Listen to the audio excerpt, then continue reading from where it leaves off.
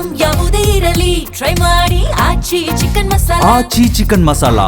ಪರಮಾಣು ಅಸ್ತ್ರ ನಿಷೇಧವೇ ನಮ್ಮ ಮೊದಲ ಆದ್ಯತೆ. ಇರಾನ್ ಇಲ್ಲದಿದ್ರೂ ಹಾರ್ಮುಜ್ ಅನ್ನ ನಾವು ಓಪನ್ ಮಾಡ್ತೀವಿ. ಇರಾನ್ ಪಾಕ್ ಶಾಂತಿ ಸಭೆಯ ಮುನ್ನ ಟ್ರಂಪ್ ಈ ರೀತಿಯಾಗಿ ಘೋಷಣೆಯನ್ನ ಮಾಡಿದ್ದಾರೆ. ಜಲಸಂಧಿ ತೆರೆಯಬೇಕು ಮತ್ತು ಮುಕ್ತವಾಗಿಡಬೇಕು. ಅದನ್ನ ಇಲ್ಲ ಅಂತ ಹೇಳಿದ್ರೆ ಅಮೆರಿಕದಿಂದ ಜಲಸಂಧಿಯನ್ನು ನಾವು ತೆರೆಯುತ್ತೇವೆ ಅಂಥೇಳಿ ಅಮೆರಿಕ ಹೇಳ್ತಾ ಇರುವಂಥದ್ದು. ಈಗಾಗಲೇ ಪಾಕಿಸ್ತಾನದಲ್ಲಿ ಶಾಂತಿಯ ಮಾತುಕತೆ ನಡೀತಾ ಇದೆ. ಅದರ ಮಧ್ಯೆ ಶಾಂತಿ ಮಾತುಕತೆ ಆರಂಭ ಆಗುವ ಮುಂಚೆನೆ ಅಮೆರಿಕದ ಅಧ್ಯಕ್ಷ ಡೊನಾಲ್ಡ್ ಟ್ರಂಪ್ ಅವರ ಸ್ಟೇಟ್ಮೆಂಟ್ ಇದೆ. ಅಂದರೆ ಪರಮಾಣು ಅಸ್ತ್ರ ನಿಷೇಧವೇ ನಮ್ಮ ಮೊದಲ ಆದ್ಯತೆ. ಇರಾನ್ ಇಲ್ಲದಿದ್ರೂ ಕೂಡ ಹಾರ್ಮುಜ್ ಅನ್ನು ನಾವು ಓಪನ್ ಮಾಡಿಸ್ತೀವಿ ಅಥವಾ ಓಪನ್ ಮಾಡ್ತೀವಿ ಅನ್ನೋದು. ಇರಾನ್ ಪಾಕ್ ಶಾಂತಿ ಸಭೆಯ ಮುನ್ನವೇ ಈ ರೀತಿಯಾಗಿ ಟ್ರಂಪ್ ಕಡೆಯಿಂದ ಘೋಷಣೆ ಆಗಿದೆ. ಜಲಸಂಧಿಯನ್ನು ತೆರೆಯಬೇಕು, ಜೊತೆಗೆ ಅದನ್ನು ಮುಕ್ತವಾಗಿಡಬೇಕು. ಇಲ್ಲ ಅಂತ ಹೇಳಿದ್ರೆ ಅಮೆರಿಕನೇ ಅದನ್ನು ಜವಾಬ್ದಾರಿ ತೆಗೆದುಕೊಳ್ಳುತ್ತೆ. ಅಮೆರಿಕದಿಂದ ಈ ಹಾರ್ಮುಜ್ ಜಲಸಂಧಿಯನ್ನು ಓಪನ್ ಮಾಡ್ತೀವಿ ಅನ್ನುವಂಥ ನೇರ ಎಚ್ಚರಿಕೆಯನ್ನು ಇರಾನ್ ಕೊಟ್ಟಿದೆ.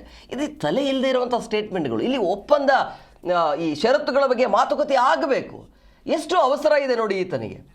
ಮಾತುಕತೆ ಆದ ನಂತರ ಒಂದು ವೇಳೆ ಅದು ಕನ್ಕ್ಲೂಷನ್ಗೆ ಬಂದಿಲ್ಲ, ಅಂತಿಮ ನಿರ್ಧಾರಕ್ಕೆ ಬಂದಿಲ್ಲ ಅಂದಾಗ ಇಂಥ ಸ್ಟೇಟ್ಮೆಂಟ್ ಕೊಡೋದ್ರಲ್ಲಿ ಅರ್ಥ ಇರುತ್ತೆ. ಅಲ್ಲಿ ಮಾತುಕತೆ ನಡೀತಾ ಇದೆ. ಇದರ ಮಧ್ಯೆ ಅಮೆರಿಕ ಅಧ್ಯಕ್ಷ ಟ್ರಂಪ್ ಅವರ ಈ ರೀತಿ ಹೇಳಿಕೆ ಅಂತ ಬಂದಾಗ ಇರಾನ್ ಹೇಗೆ ಸುಮ್ಮನೆ ಇರಲಿಕ್ಕೆ ಸಾಧ್ಯ ಆಗುತ್ತೆ? ಈ ರೀತಿಯ ಬೇಕಾಬಿಟ್ಟಿಯ ಸ್ಟೇಟ್ಮೆಂಟ್ಗಳನ್ನು ಕೊಡೋದು, ಇದನ್ನು ಯಾರು ಒಪ್ಕೊಳ್ತಾರೆ ಅಂತ. ಮಾತುಕತೆ ಆಗಿದೆಯಲ್ಲ, ಮಾತುಕತೆ ನೀವು ಹೇಳ್ದಂಗೆ ಒಂದು ವೇಳೆ ಇರಾನ್ ಒಪ್ಕೊಳ್ಳಿಲ್ಲ ಅಂತ ಹೇಳಿದ್ರೆ ಈ ರೀತಿಯ ಹೇಳಿಕೆಯಲ್ಲಿ ಒಂದು ಅರ್ಥ ಇರುತ್ತೆ. ಮಾತುಕತೆನೇ ಶುರು ಆಗಿಲ್ಲ, ಮಧ್ಯಾಹ್ನದ ಮೇಲೆ ಶುರು ಆಗುತ್ತೆ. ಈಗಾಗಲೇ ಇರಾನ್ ಇಬ್ಬರು ನಾಯಕರು ಮತ್ತು ಅಮೆರಿಕದ ಒಬ್ಬ ಮತ್ತು ಇನ್ನೊಬ್ಬ ಪಾಕಿಸ್ತಾನದ ಒಬ್ಬ ನಾಯಕ 4 ಜನ ಸೇರಿಕೊಂಡು ಅಲ್ಲಿ ಸಭೆ ಮಾಡೋದಕ್ಕೆ ಮುಂದಾಗಿದ್ದಾರೆ. ಸಭೆ ಇನ್ನೂ ಆರಂಭ ಆಗಿಲ್ಲ. ಅದರ ಮಧ್ಯೆ ಹಾರ್ಮುಜ್ ಜಲಸಂಧಿನ ಓಪನ್ ಮಾಡಬೇಕು, ಇಲ್ಲ ಅಂದರೆ ನಾವೇ ಓಪನ್ ಮಾಡ್ತೀವಿ ಅನ್ನೋಂಥ ಈ ಬೆದರಿಕೆಗೆ ಇರಾನ್ ಹೆದರ್ತಾನೆ? ಯಾವನು ಹೆದರಲ್ಲ. ಸೊ ಈ ರೀತಿಯ ಹೇಳಿಕೆಗಳು ಬರ್ತಾ ಇದೆ. ಸೊ ಇದನ್ನು ಇರಾನ್ ಯಾವ ರೀತಿಯಾಗಿ ನೋಡುತ್ತೆ ಈ ಒಂದು ಹೇಳಿಕೆಯನ್ನು ಅನ್ನೋದು ಕುತೂಹಲ ಇದೆ.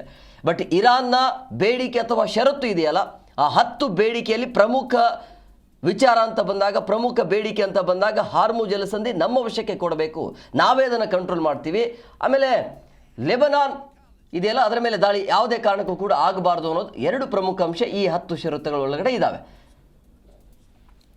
ಈ ಬಗ್ಗೆ ಮತ್ತಷ್ಟು ಮಾಹಿತಿ ನೀಡ್ತಾರೆ ನಮ್ಮ ಪ್ರತಿನಿಧಿ ಅನಂತರಾಮಯ್ಯ ಫೋನ್ ಸಂಪರ್ಕದಲ್ಲಿದ್ದಾರೆ. ಅನಂತ್, ನಿಜವಾಗ್ಲೂ ಕೂಡ ಒಂದು ಕಡೆ ಶಾಂತಿ ಸಭೆ ಆರಂಭ ಆಗಬೇಕು, ಆರಂಭ ಆಗುವ ಮುಂಚೆನೇ ಈ ರೀತಿಯ ಗೊಡ್ಡು ಬೆದರಿಕೆಗಳು, ಈ ರೀತಿಯ ಸ್ಟೇಟ್ಮೆಂಟ್ಗಳು, ಇದು ಹೇಗೆ ಶಾಂತಿ ಸಭೆಗೆ ಅವಕಾಶ ಮಾಡಿಕೊಡುತ್ತೆ ಅಂತೇಳಿ, ಯಾಕೆ ಈ ರೀತಿಯ ಸ್ಟೇಟ್ಮೆಂಟ್ಗಳು ಬರ್ತಾ ಇದೆ ಅಂತೇಳಿ. ಅದರ ಜೊತೆಗೆ ಇವತ್ತು ಇಸ್ಲಾಮಾಬಾದ್ನಲ್ಲಿ ಒಂದು ಶಾಂತಿಯ ಮಾತುಕತೆ ಆಗಿದೆ, ಸಕ್ಸಸ್ ಆಗುವಂಥ ಸಾಧ್ಯತೆ ಇದೆಯಾ? ಹೇಗೆ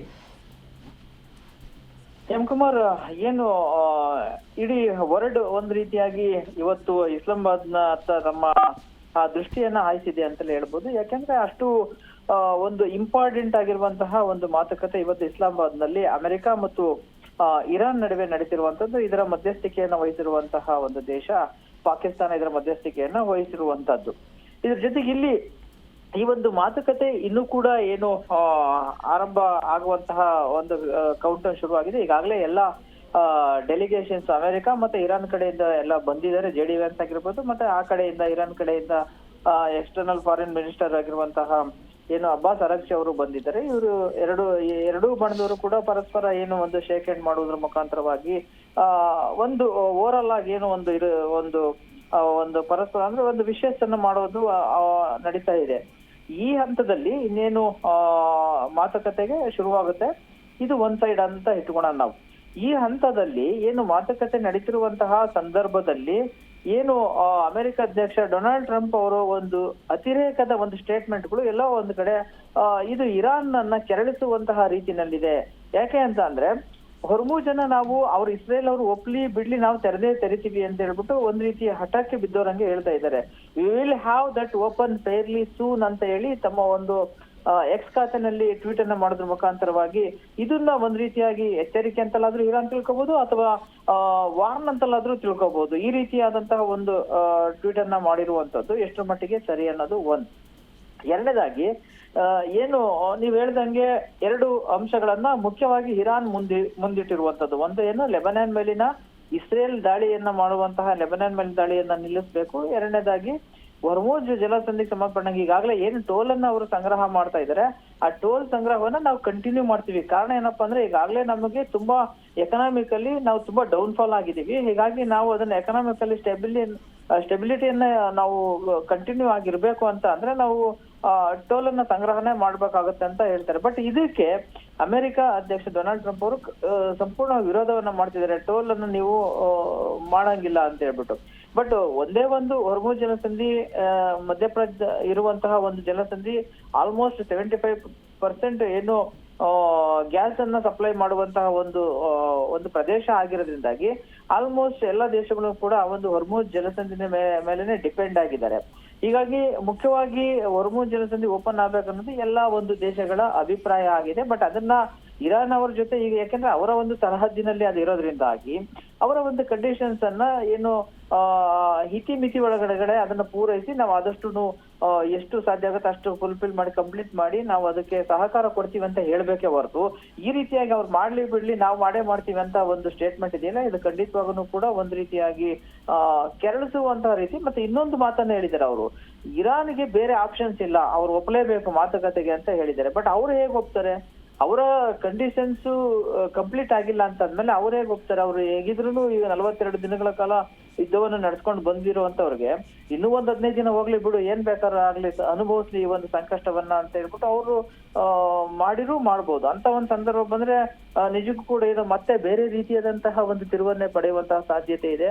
ಆದ್ರೂ ಕೂಡ ಎಲ್ಲ ಒಂದ್ ಕಡೆ JD ವ್ಯಾನ್ಸ್ ಅವರ ಮೇಲೆ ಹೋಪ್ ಇದೆ. JD ವ್ಯಾನ್ಸ್ ಅವರು ಕನ್ವೆ ಮಾಡ್ತಿದ್ದಾರೆ. ಕಾರಣ ಏನಪ್ಪಾ ಅಂದ್ರೆ JD ವ್ಯಾನ್ಸ್ ಮಾತನ್ನ ಇರಾನ್ ಕೇಳುವಂತಹ ಒಂದು ಸ್ಥಿತಿನಲ್ಲಿದೆ.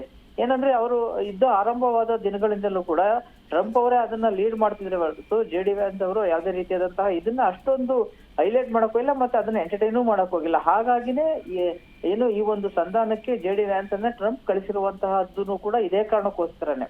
ಹೀಗಾಗಿ ನೋಡ್ಬೇಕು, ಒಂದ್ ವೇಳೆ ಏನಾದ್ರೂನುವೆ ಏನು ಯುದ್ಧ ಏನಾದ್ರೂ ಸ್ಟಾಪ್ ಆಗುತ್ತಾ ಈ ಒಂದು ಮಾತುಕತೆ ಮುಖಾಂತರವಾಗಿ, ಅಥವಾ ಇವರ ಒಂದು ಈ ರೀತಿಯಾದಂತಹ ಟ್ವೀಟ್ಗಳು ಅಥವಾ ಸ್ಟೇಟ್ಮೆಂಟ್ಗಳ ಮುಖಾಂತರ ಬೇರೆ ರೀತಿಯಾದಂತಹ ತಿರುವನ್ನ ತಗೊಳುತ್ತಾ ಅನ್ನೋದು ಕೂಡ ಎಲ್ಲಾ ರೀತಿಯಾದ ಒಂದು ಕ್ಯೂರಿಯಾಸಿಟಿ, ಎಲ್ಲರ ಒಂದು ಕಾತುರತೆ ಕೂಡ ಈ ಒಂದು ಪೀಸ್ ಟಾಕ್ ಮೇಲೆ ಇದೆ.